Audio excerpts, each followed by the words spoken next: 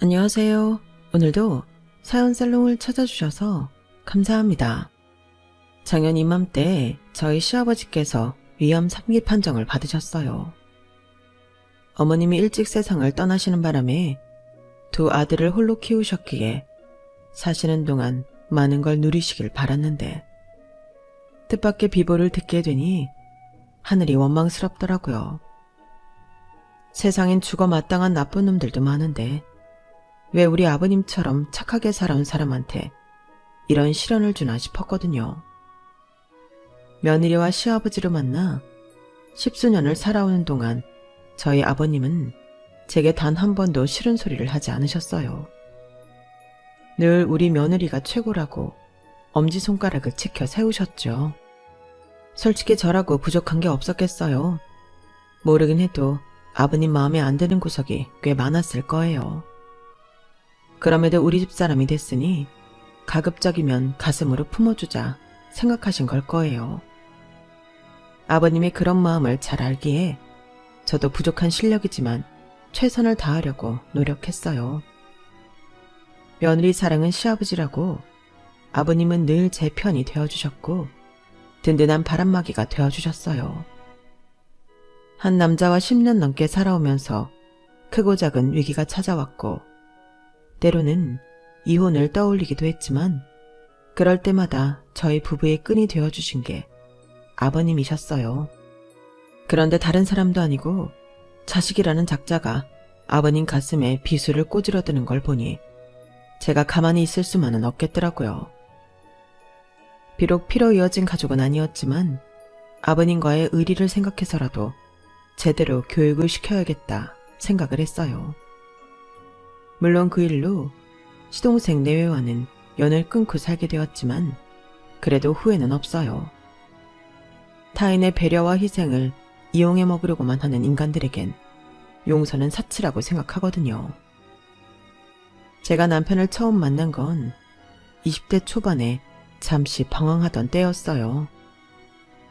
방황이라고 해봐야 집을 뛰쳐나와 친구와 함께 아르바이트를 하며 살았던 정도지만요. 제가 방황을 하게 된 건 부모님의 강요 때문이었어요.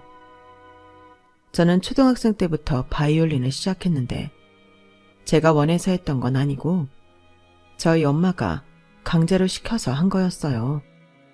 엄마는 사고가 좀 고리타분한 사람이라서 여자는 곱게 자라야 돈 있고 집안 좋은 남자를 만나 편하게 살 수 있다고 믿는 사람이었거든요. 음악을 전공하게 한 것도 제 미래를 위한 게 아니라 단지 좋은 집안에 시집 보내기 위한 수단일 뿐이었어요. 딱히 바이올린이 아니라 미술이어도 상관없었을 거예요. 여자 팔자는 어떤 남자를 만나느냐에 따라 달려있는 거야. 죽어라 공부해봐야 기껏해야 학교 선생이나 회사원밖에 더 되니? 뭐하러 아등바등하면서 몸 피곤하게 사니? 외모 가꾸고 내세우기 좋은 전공 택해서 부잣집에 시집가면 그만인걸. 그러니까 잔소리 말고 바이올린 열심히 해서 대학만 들어가. 평생 전공을 하라는 거 아니야. 딱 좋은 집 골라 시집갈 때까지만 남들한테 꿀리지 않게 보이란 말이야. 엄마 말 알아듣겠니? 그럼 엄마가 그렇게 살지 그랬어. 왜 나한테 엄마가 원하는 삶을 강요하는 건데? 이거사, 나라고 안 그러고 싶었겠니? 우리 부모님이 보고 배운 게 없는 분들이라 내 뒤를 못 밀어줘서 못한 거지. 너야, 네 아빠가 그 정도 힘은 있으니까 편하게 살라고 길 터주는 거고. 넌 우리 같은 부모 만난 걸 다행인 줄 알아. 엄마한테 저는 딸이 아니라 자신이 원하는 대로 가꿀 수 있는 마론 인형이나 다를 바 없었어요. 어릴 때부터 부잣집에 시집 보내야 한다고 흙장난 같은 건 하지도 못하게 했고 미술에 피아노, 발레까지 고상한 취미를 만들어준다고 예능 쪽 학원으로만 줄기차게 돌리셨어요. 거기다 오심의 학용품, 심지어 막대사탕 하나까지도 있는 집 자식들이 쓴다는 것들로만 사다 주셨어요. 아무리 성형수술을 하고 비싼 옷으로 치장해도 없는 티는 어떻게든 탄로나기 마련이야. 어릴 때부터 비싸고 좋은 물건을 써버릇해야 부티가 몸에 배는 거라고. 그러니까 친구들이랑 패스트푸드점이나 학교 앞 분식점 같은데 싸구려 떡볶이 같은 거 먹고 다니지 마. 수준 떨어지니까. 제게는 그렇게 말씀하시면서 정작 저희 엄마가 제일 좋아하는 음식이 뭐였는지 아세요? 닭발이었어요. 제 앞에서는 고상한 척에 홍차에 마들렌을 드셨지만 저 몰래 방에 숨어서 시장통에서 사온 닭발을 손가락에 묻은 양념까지 쪽쪽 빨아가며 드시곤 했어요. 엄마의 이런 이중적인 모습은 어린 제 눈에 무척이나 귀괴해 보였어요.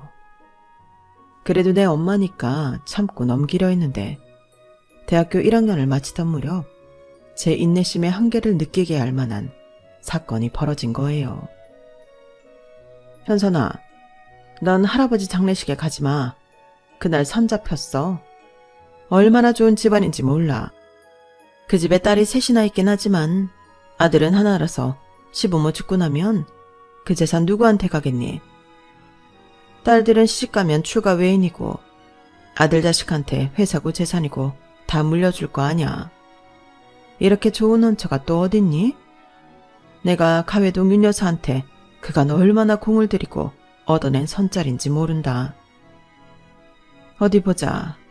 입고 나갈 옷이 변변찮네? 안 되겠다. 엄마랑 백화점부터 가자. 엄마, 지금 제정신이야? 다른 사람도 아니고 할아버지가 돌아가셨어. 엄마를 그렇게 예뻐해 주시던 할아버지가 세상을 떠나셨다고.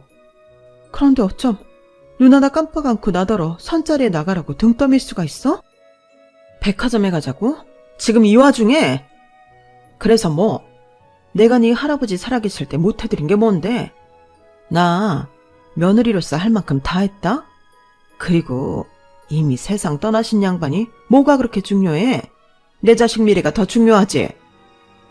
거짓말하지 마. 엄마가 중요하게 생각하는 건 내 미래가 아니라 엄마의 허황된 꿈이잖아. 엄마가 정말 날 생각한다면 그깟 선자리 때문에 하나뿐인 할아버지 장례식까지 빠지라고는 안 할 거야. 선이야, 언제 봐도 그만이지만 내 할아버지 장례식은 다신 없을 거니까. 엄마가 얼마나 탐내는 집안인지는 모르겠지만 나한텐 아무 상관없는 사람들일 뿐이야. 엄마가 뭐라고 하든 난 할아버지 장례식에 갈 거야.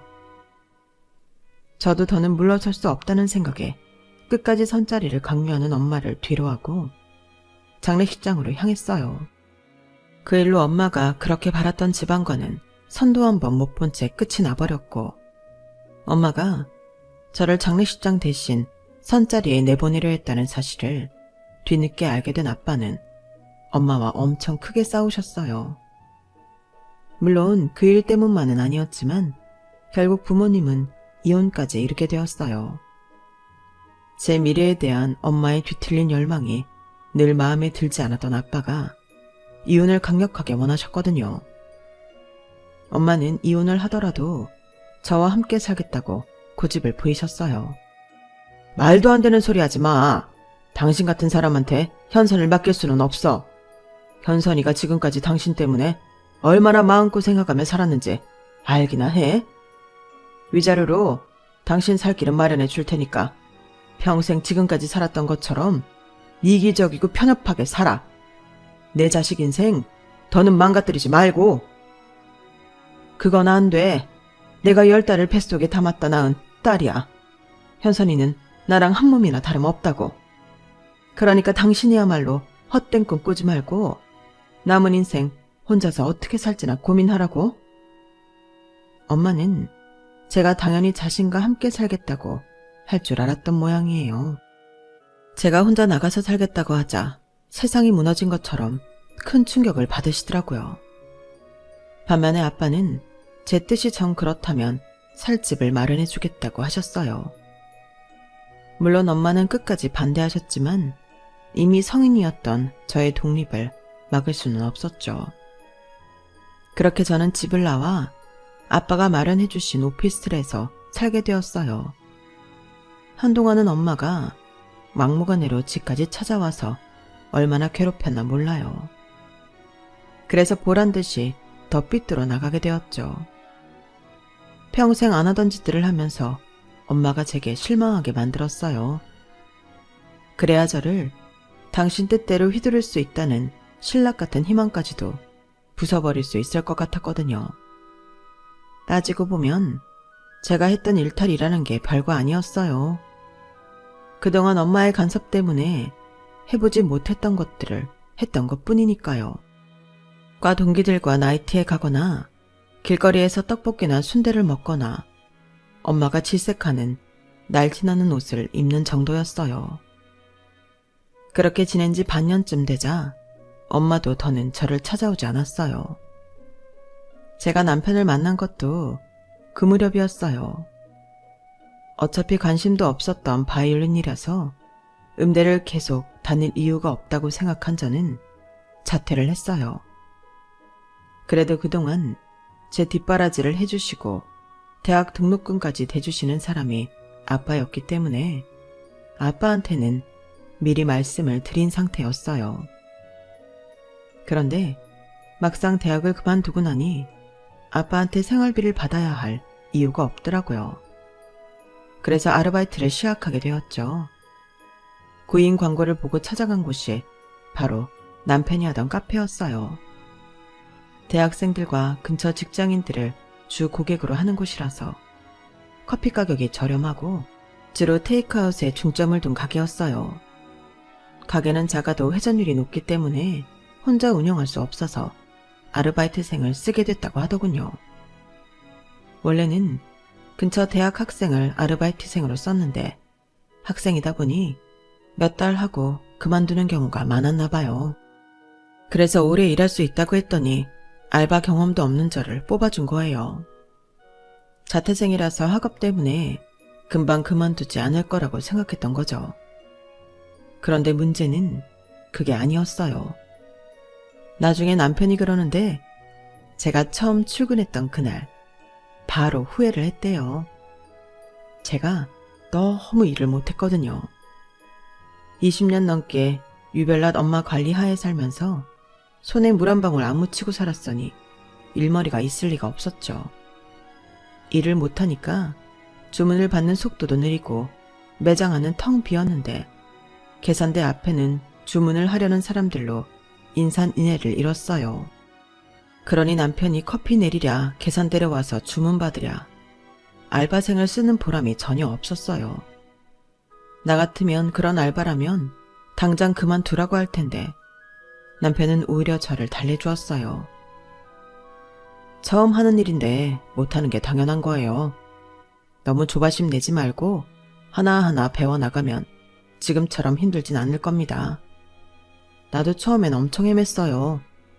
모르는 거 있으면 혼자 소갈이 하지 말고 나한테 물어보세요. 바쁠 땐 몰라도 한가할 땐 천천히 설명해 줄 테니까. 남편의 그런 배려 덕분에 저는 시간이 지남에 따라 카페 일을 익혀나갈 수 있었어요. 3개월쯤 지났을 때는 아주 바쁜 시간을 제외하고는 저 혼자서도 주문과 음료 제조를 도맡아 할 수 있게 되었죠. 부모님과 살 때는 한 번도 칭찬을 받아본 적이 없던 저였지만 남편한테는 그동안 내가 살아오면서 받았던 칭찬의 100배, 아니 1000배는 더 받았던 것 같아요. 설명은 또 얼마나 잘해주는지 그 바람에 남편한테 훌딱 반해버렸다니까요. 아무리 급해도 서두르는 법 없이 차례차례 매뉴얼에 따라 일을 진행하는 모습이 정말 믿음직스러웠어요. 하루에 10시간 넘게 함께 붙어서 일을 하고 밥을 먹다 보니 반년도 안 돼서 서로에 대해 훤히 꿰고 있는 정도가 되었어요.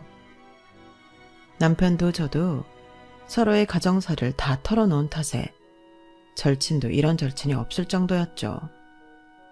사실 우리가 이렇게 금방 친해진 데에는 이유가 있어요. 둘 다 친구가 없었거든요. 오랜 시간 가게에 붙어서 일을 하다 보니 사람 만날 시간이 어디 있나요? 있던 인맥도 다 떨어져 나갈 판이었죠. 그러다 보니 크고 작은 고민들을 나눌 상대가 필요했고 가장 가까이 있던 서로가 친구 역할까지 하게 된 거죠. 남편한테는 5살 어린 남동생이 있는데 어머님이 일찍 세상을 떠나시다 보니 엄마 정을 많이 못 받고 자랐다고 하더군요. 두 아들을 먹여 살려야 했던 아버님은 일을 나가야 했고 그래서 남편과 시동생은 할머니 손에 자랐다고 했어요. 할머님은 5살 무렵 엄마를 잃은 시동생을 많이 가여워하셔서 어릴 때부터 시동생 말이라면 뭐든 다 들어주셨대요. 그래서 그 녀석이 지 밖에 몰라. 나이가 들면 좀 나아질까 했는데 점점 더 심해지는 것 같아.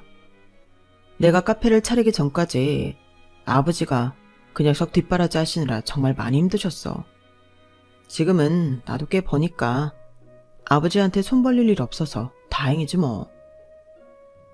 저희 시아버지는 오랜 시간 환경미화원으로 일을 하셨어요. 지금도 물론 힘든 일이지만 예전엔 쓰레기 종량제도 없고 분리수거도 없던 시절이라서 시멘트로 된 쓰레기통에 온갖 쓰레기를 쏟아 버렸거든요. 그걸 고무장갑을 낀 손으로 다 긁어내서 치우는 일을 하셨으니 얼마나 고생이셨겠어요. 한여름엔 쥐새 끼며 구데기까지 득실거리는 걸 맨손으로 치우셨다고 하니 정말 대단하시다는 생각뿐이었어요. 그러다 나이도 들고 점점 힘이 빠지면서 환경미화원 일을 그만두시고 아파트 경비 일을 하고 계셨어요. 제가 남편 가게에서 일을 시작한 지 1년 만에 연애를 시작하고 이듬해부터 슬슬 결혼 이야기가 나오기 시작했는데 제 남편 직업과 학벌, 시아버지 직업을 들은 엄마가 엄청 화를 내셨어요. 고작 그런 집구석에 시집 보내려고 내가 그 유난을 떨며 널 키운 줄 알아? 당장 헤어져. 난 너 그런 집에 시집 못 보내. 부부로서 함께 살 때는 단 한 번도 의견 통일을 하지 못했던 부모님이었지만 그때만큼은 두 분 모두 제 결혼을 결사 반대하셨어요. 믿었던 아빠마저도 반대를 하시니 안 그러려고 했는데 눈물이 다 났어요. 사람 됨됨이는 안 보고 학벌이랑 재력만으로 사람을 판단하니까 내 부모지만 실망스럽기까지 했어요. 제가 남편과 결혼할 생각을 하고 있다는 걸 안 순간부터 엄마는 또다시 선자리를 잡아오기 시작했어요. 그런데 부모님이 결혼을 반대하면 할수록 더더욱 남편에 대한 애정이 커지는 거예요. 그래서 부모님 반대도 무릅쓰고 결혼을 감행했어요. 엄마는 괘씸해서 결혼식에도 안 오시겠다고 했지만 아빠가 어떻게 설득하셨는지 식장에 오시긴 했어요. 그리곤 시기 시작한 순간부터 끝날 때까지 한시도 멈추지 않고 눈물을 흘리셨어요. 우리 부부가 버진로드를 함께 걸어 나오자 아주 대성통곡을 하셨죠. 모르긴 해도 그 모습을 본 하객들은 제 결혼에 엄청난 사연이 있을 거라고 생각했을 거예요. 제 결혼에 실망한 엄마는 결혼 후에도 몇 년 동안이나 제 남편을 보지 않았어요.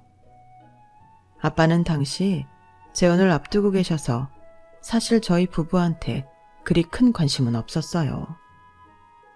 그런 제 부모님과 달리 저희 시아버지는 저를 친딸처럼 아껴주셨어요.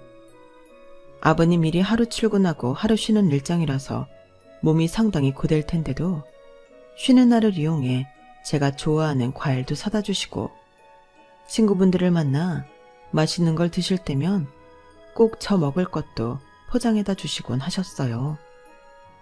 제가 음식 솜씨가 없어서 제대로 된 식사 한번 차려드린 적이 없는데도 제가 만든 거라면 뭐든 맛있다고 늘 칭찬해 주셨어요. 늘 냉랭하던 부모님만 보다가 다정하고 따뜻한 시아버지를 만나게 되니까 기분이 참 묘하더라고요.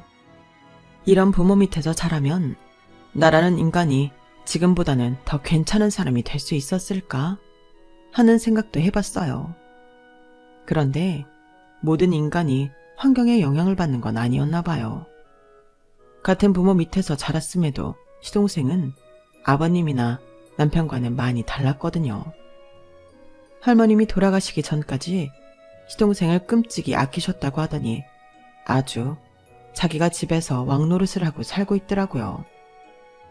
저희 부부는 시댁 근처에서 따로 살고 있기 때문에 시동생과 자주 마주칠 일이 없어서 처음엔 몰랐는데 자기 형 알기를 어찌나 우습게 알던지 제가 다 열불이 날 정도였어요. 명문대를 나온 시동생한테는 고등학교밖에 못 나온 형이 하찮게 보였나 봐요. 말끝마다 이러는 거예요. 형은 말해줘도 몰라. 무식한 소리 좀 그만해. 아는 것도 없으면서 꼭 아는 척이야. 이래서 사람은 배워야 된다는 거야. 그러게 남들 공부할 때 형 뭐 했어? 싸가지 없게 이딴 소리를 짓거리는데 진짜 내 동생이면 진작에 몇 대 팼을 거예요. 제 남편이 대학을 못 들어간 건 물론 공부를 잘 못한 것도 있지만 그보다는 가장 형편 탓이 더 컸어요. 어릴 때부터 운동신경이 좋았던 남편은 초등학교 5학년 때 담임선생님 권유로 야구를 시작했어요. 체육 시간에 공 던지는 걸 보시곤 추천하신 거죠.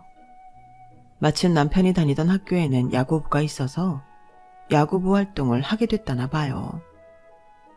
원체 운동을 좋아하고 운동신경이 발달한 덕에 남들보다 늦게 시작했음에도 두각을 나타냈었대요. 그래서 중학교도 야구부가 있는 학교로 진학을 하게 됐는데 다들 알다시피 우리나라에서 엘리트 체육 교육을 받으려면 돈이 꽤 들어가잖아요. 장비비도 들어가고 레슨비도 들어가고 전지훈련비에 그 밖에도 여러 가지가요. 형편이 그렇게 넉넉지 않았던 탓에 중학생이 된 남편은 야구를 그만둘 위기에 처했어요.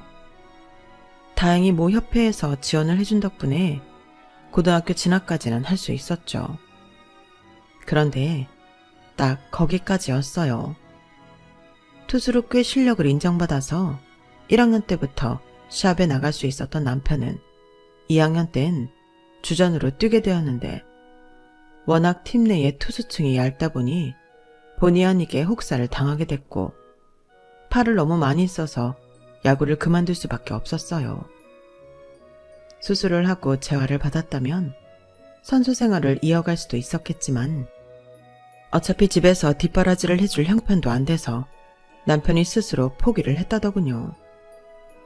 운동만 하고 살던 사람이 하루아침에 공부를 하려니 성적이 제대로 나왔겠어요. 수업을 따라가는 것도 벅찰 지경이었는걸요. 게다가 그즈음 할머님이 고관절을 다치시는 바람에 거동이 불편해지셔서 집안일을 하실 수가 없었어요. 어린 시동생도 보살피랴 할머니 간병도 하랴 남편이 고생이었죠.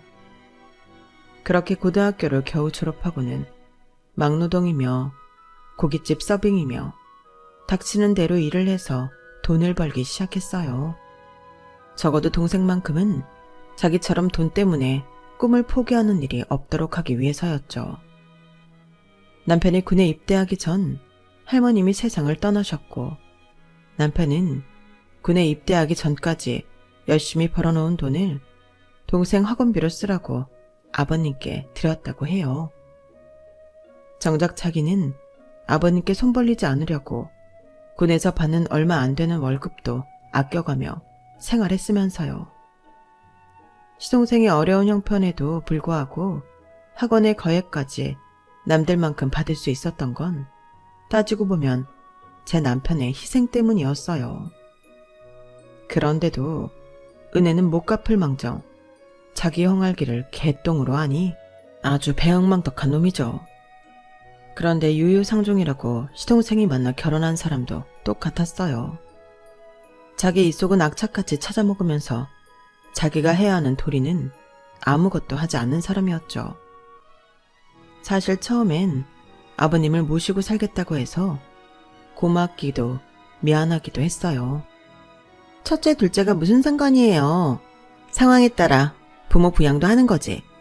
그러니까 형님, 너무 걱정 마세요. 아버님은 우리가 잘 모실게요. 혼자 남겨질 아버님이 걱정된다며 시동생과 동서는 시댁에 들어가 살겠다고 했어요. 결혼하면서 바로 분가를 했던 저로서는 어린 동서한테 고개가 숙여지더라고요. 그런데 그런 마음은 오래가지 않았어요. 시동생 내외의 속내를 알게 되었거든요. 결혼할 때 아버님이 신혼집을 구하는데 보태라고 시동생한테 돈을 주셨었나 봐요. 그런데 그 돈을 고스란히 주식에 넣고는 아버님 댁에 들어가 살기로 한 거였죠.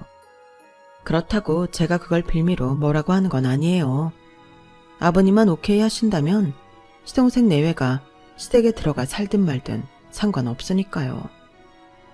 그런데 이건 정말 도를 넘는 행동을 하지 뭐예요.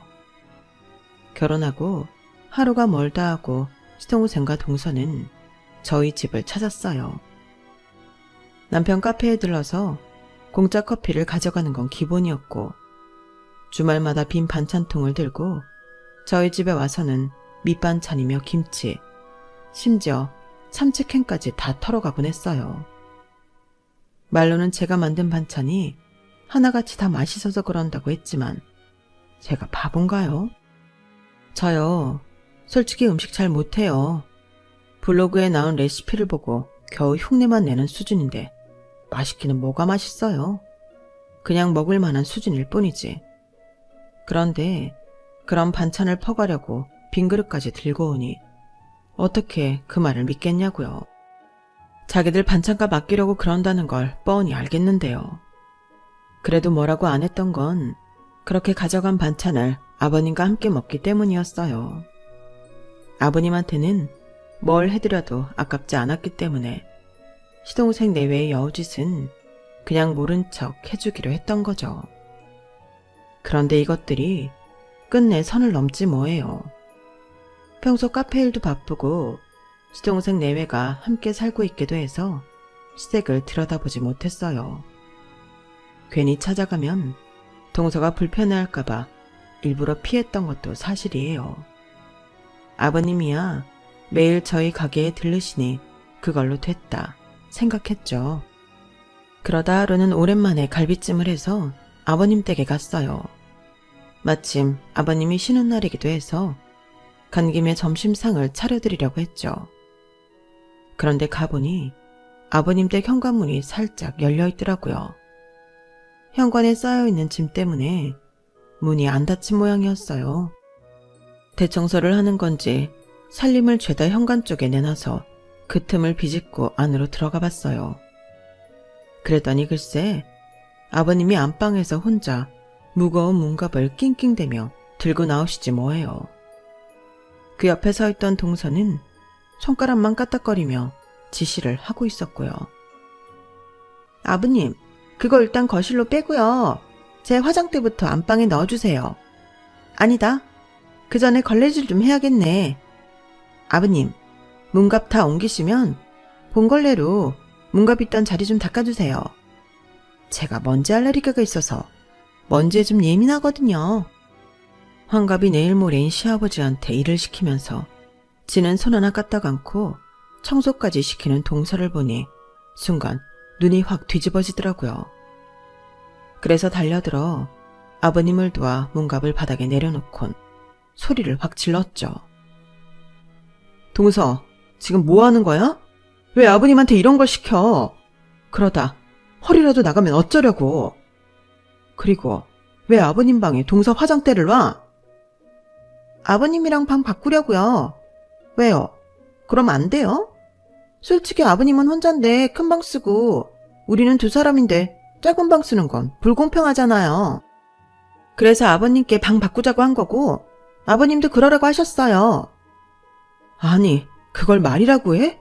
애초에 이 집은 아버님 집인데 얹혀 사는 동선애가 작은 방 쓰는 건 당연한 거 아니야? 그리고 방을 옮기는 거면 동서랑 서방님이 해야지. 왜 아버님한테 이 무거운 걸 나르게 하는 거냐고? 형님, 우리 그이 평생 책상 앞에 앉아 산 사람이에요. 그런데 이런 걸 어떻게 날라요? 아버님이야 청소부였으니까 무거운 거 나르는 건 일도 아닐 거 아니에요. 그리고 난 힘쓰는 일 못해요. 회사에서 생수통 가는 일도 난 한 번도 한 적 없다고요. 그런 건 남자가 해야죠. 한마디도 안 찌고 따박따박 대꾸하는 동서를 보니 그동안 아버님이 어떻게 사셨을지 안 봐도 비디오였어요. 결국 방은 바꾸기로 했고 대신 짐은 시동생과 동서가 나르는 걸로 타협을 보면서 그날 일은 끝이 났어요. 그때부터였어요. 시동생 부부의 행동을 감시하게 된 거는. 정확히는 시동생 내외 때문에 아버님이 어떤 고생을 하시는지 감시했던 거지만요.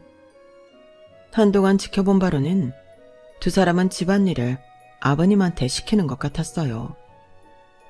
청소며 빨래는 물론 밥하는 것까지 몽땅이요. 반찬은 저희 집에서 퍼가니까 실질적으로는 시동생 부부가 하는 가사노동은 아무것도 없는 거였죠. 거기다 생활비도 아버님이 다 내시는 것 같더라고요. 공과금은 물론 식료품비에 잡비까지 모두요. 한마디로 이것들은 아버님 집에 들어가 기생하고 있는 거나 다름없었어요. 그러면서 말로는 자기들이 아버님을 모시고 있다고 생색을 내왔던 거죠. 그걸 몰랐던 우리 부부는 고마운 마음에 시동생 내외한테 호텔 숙박권도 사주고 외식 상품권도 사줬네요. 어찌나 속에서 열이 나던지. 그래서 남편한테 시켜 시동생 내외 보고 분가를 하라고 했어요. 그랬더니 뭐라는 줄 아세요? 그건 안 되지. 우리 돈은 주식이랑 코인에 다 때려 박아놨는데 이제 와서 이러면 우리 보고 어쩌라고. 그동안 기껏 장남 대신 아버지 모시고 살았더니 우리한테 1억이야? 어머 도련님, 입은 삐뚤어져도 말은 바로 하라고 그랬어요. 그게 어떻게 아버님을 모신 거예요? 아버님한테 기생해서 산 거지. 말이 났으니 말인데 그동안 도련님네가 생활비 한 번 낸 적 있어요? 없죠? 청소매 빨래며 한 적 있어요? 그것도 없죠. 그러면서 누가 누굴 모시고 살았다고 그래요? 어이가 없어서 정말. 형수, 말이 이상하네요. 부모 모시고 사는 것도 대단한 건데 우리가 왜 생활비를 내요? 그리고 시간이 되는 사람이 일을 하는 거지 왜 꼭 우리가 집안일을 해야 한다고 정하냐고요. 아버지는 하루 일하고 하루는 놀잖아요. 우린 월요일부터 금요일까지 계속 일한다고요. 그럼 누가 집안일을 하는 게 맞겠어요? 개소리도 어찌나 정성스럽게 하는지 대꾸할 가치도 못 느끼겠더라고요. 부부가 어쩌면 그렇게 똑같이 이기적이고 싸가지가 없는지 어떤 면에선 천생연분이 아닐 수 없더라고요. 그동안 어지간한 일엔 동생한테 큰 소리를 내지 않던 남편이었지만 이번엔 달랐어요. 과거 140kg가 넘는 강속구를 던지던 투수답게 일사천리로 일을 매듭지었거든요. 딱 한 달이야. 그 안에 주식을 팔든 코인을 팔든 해서 집 얻어. 한 달 뒤에 내가 아버지 집에 갔을 때 너희 부부 물건이 하나라도 집안에 남아있으면 그날은 너 죽는 날이야. 그동안 형이 너한테 오냐오냐 해줬더니 감을 잃은 모양인데 나 열받으면 앞뒤 안 재는 거 알지? 그 꼴 다시 보고 싶다면 어디 한번 해봐. 제대로 보여줄 테니까. 190에 가까운 키에 비록 운동을 그만둔 지는 오래됐지만 여전히 피지컬은 어디서도 빠지지 않는 제 남편의 살벌한 경고에 시동생 내외는 결국 시댁을 나가게 되었어요. 아버님께 살짝 여쭈어 보았더니 제 남편이 한번 화가 나면 핵폭탄급으로 난리가 난다고 하더라고요. 예전에 시동생이 학교 일진들한테 돈을 뺏기고 맞고 온 적이 있었는데 화가 난 제 남편이 달려가 일진 7명을 때려 눕히고 걔들 아지트를 박살내고 온 적이 있다고 했어요. 일진까지 될 정도면 싸움을 꽤나 했을 텐데도 제 남편 하나는 막지 못했다고 하니 어느 정도 위력인지 알만 하더라고요. 시동생 내외가 분가를 한 이후부터는 전보다 더 자주 아버님 댁을 들여다보게 되었어요. 이참에 합가를 하자고 말씀드렸지만 한사코 거절하시는 바람에 그러지 못한 게 지금에 와서는 참 후회가 되네요. 그때 합가를 했더라면 아버님의 증상을 조금 일찍 발견했을 수 있을 테니까요. 이듬해 제가 출산하고 아이 100일이 가까워오던 어느 날이었어요. 그날은 아버님이 출근을 한 날이었는데도 집에 찾아오셨더라고요. 아파트 공사가 있어서 한동안 휴가라고 하시면서요. 그땐 별로 대수롭지 않게 생각했어요. 이참에 푹 쉬시라는 말을 했을 정도로요.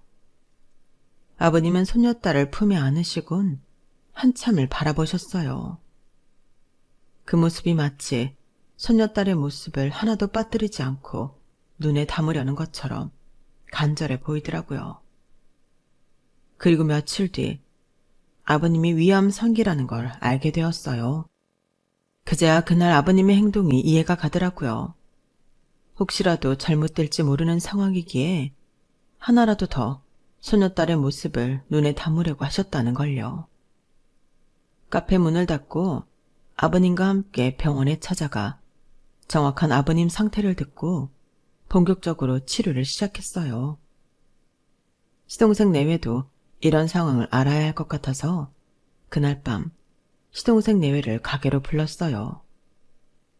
아버님이 위암 3기라는 말을 들은 시동생 내외는 묘한 표정을 짓더라고요. 그때는 그 표정이 무슨 의미를 담고 있는 건지 잘 몰랐는데 며칠 뒤 동네 부동산 사장님을 만나보고는 어느 정도 감을 잡을 수 있었어요. 예은이 엄마, 시아버지 어디 가셔? 아니, 어제 그 집 시동생 부부가 우리 부동산으로 왔더라고. 아버님 댁 요즘 시세가 어떻게 되냐고. 네? 그래서 뭐라고 하셨어요? 나야 물어보니까 시세대로 말해줬지. 그랬더니 더 오를 확률이 있냐고 하더라고. 아파트면 몰라도 빌라는 그렇게 많이 오르진 않는다니까. 그럼 지금 팔아야겠다고 하던걸? 이놈의 인간들이 아버님 걱정은 않고 유산받을 생각만 하고 있었던 거예요.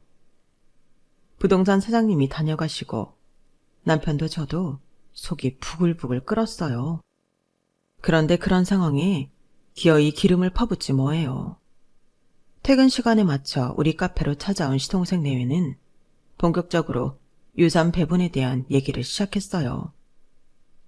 형도 알다시피 요즘엔 장남이고 처남이고 상관없이 똑같이 나누는 게 추세잖아. 형도 알지? 내가 부동산에 알아보니까 아버지 집 팔면 한 2억 5천쯤 받겠더라고. 그래서 말인데 이참에 집 팔고 그 돈 좋은 데 투자하자. 형도 당장 돈 필요한 거 아니잖아. 내가 주식 쪽으로 좀 아니까 몇 년 굴려서 목도 만들어줄게. 어때? 그래요, 아주버님. 사실 말은 안 했지만 지난번에 저희 주식 팔면서 손해 많이 봤어요. 그때 판 주식이 지금 얼마나 올랐는지 아세요? 아주버님이 분가하라고 그 난리만 치지 않으셨어도 저희 가만히 앉아서 5천은 벌었을 거라고요.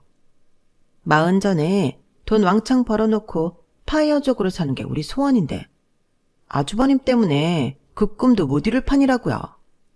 그러니까 이번엔 저희 말대로 해주세요. 아버지 죽기 전에 미리 증여받아야 세금도 덜 내니까 당장 쏜 쓰는 게 좋아. 형만 동의하면 나머진 내가 알아서 할게. 어때? 내 말대로 할 거지? 아직 아버님이 돌아가신 것도 아닌데 시동생 내의 머릿속에선 이미 죽고 없는 사람 같았어요. 그들에게 관심 있는 건 오직 아버님의 집뿐이었어요. 이 정신 빠진 것들을 어떻게 해야 하나 한숨만 나오던 그때 갑자기 남편이 테이블을 뒤엎고는 시동생 멱살을 쥐었어요. 너 이 자식 다시 한번 말해봐. 뭐가 어쩌고 저째? 증여? 누구 맘대로 아버지 재산을 증여받아. 넌 아버지 걱정은 안 되니? 이날 이때까지 우리 형제 키우시느라 하루도 허리 못 펴고 사신 아버지가 불쌍하지도 않냐고.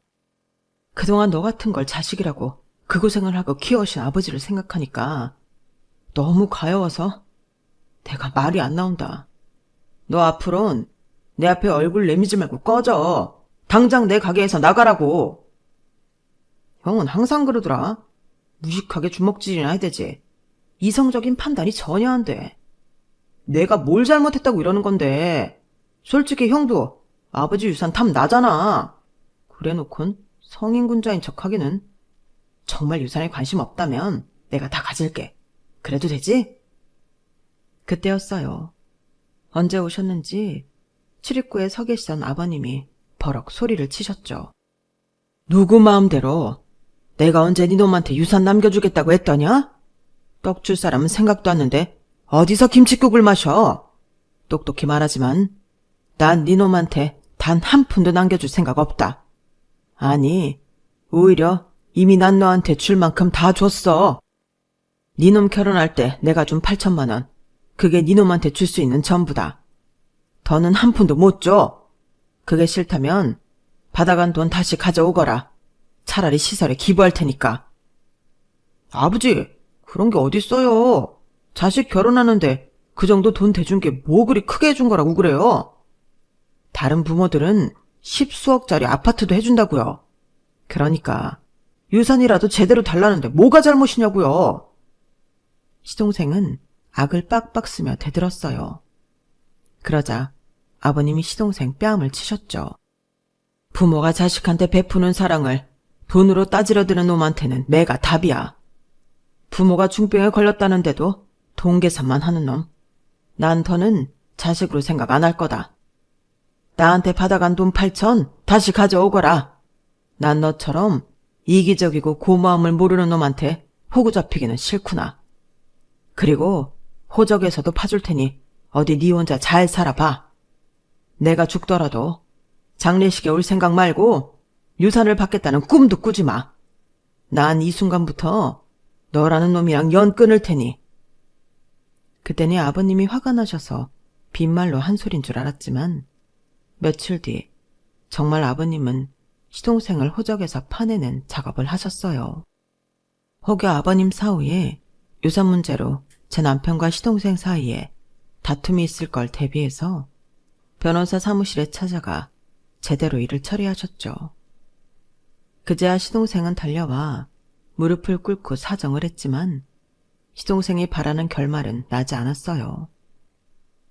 그렇게 시동생과 연을 끊은 지 1년이 된 지금 아버님은 항암 치료를 받고 계세요. 다행히 치료 중인 약이 잘 받아서 전보다 상태도 많이 호전되었고 의사 선생님도 좋은 결과도 기대할 수 있을 것 같다고 하셨어요. 그리고 저희 내외는 아버님 댁에 들어가 살게 되었어요. 아무래도 투병 중인 아버님을 혼자 둘 수가 없어서요. 처음엔 반대하던 아버님도 못 이기는 척 그러라고 하시더군요. 어린 손녀딸의 재롱을 보시니 아버님도 삶에 대한 의지가 생기시는 것 같아서 다행이다 싶어요. 저는 그간의 사건을 통해 아무리 자식이라도 부모의 사랑을 이용하려 들면 안 된다는 걸 깨달을 수 있었어요. 적어도 가족만큼은 계산적인 관계가 아닌 조건 없는 사랑으로 이루어져야 한다고 말이죠. 지금까지 제 사연을 들어주셔서 감사합니다. 여러분의 앞날도 매일매일 행복이 가득하기를 바랍니다. 여러분, 사연 댓글에 응원과 현명한 조언 부탁드려요. 좋아요와 구독은 저에게 큰 힘이 됩니다. 오늘도 좋은 일 가득하세요.